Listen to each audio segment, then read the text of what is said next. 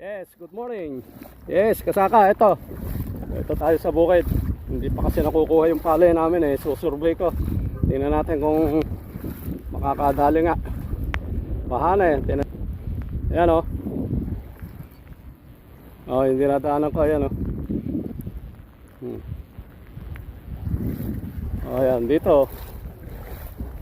Hindi na makaani nga. Kaya nag-uumang lang ng pantay. Marami isda Oh. Okay, pupunta. Hindi tayo mababasa. Bumili na ako ng kapote na hanggang dibdib. Oh, marami ba nang huli?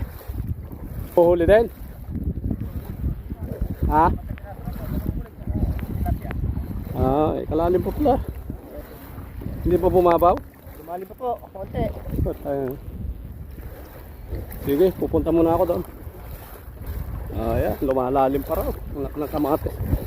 Dito po kasi sa sitwasyon na ganito, kung tubig na ganyan, po pwede pa po yung hauler dyan sa harvester na makadaan.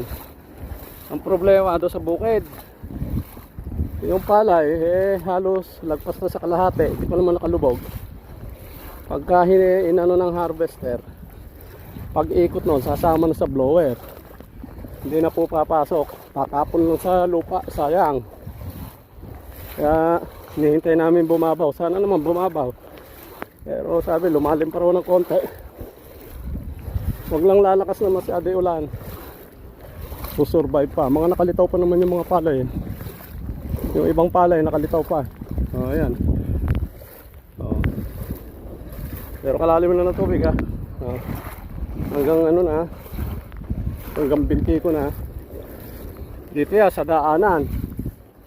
Nakalitaw pa naman yung mga palay dyan. Sige, mamaya i-update ko kayo.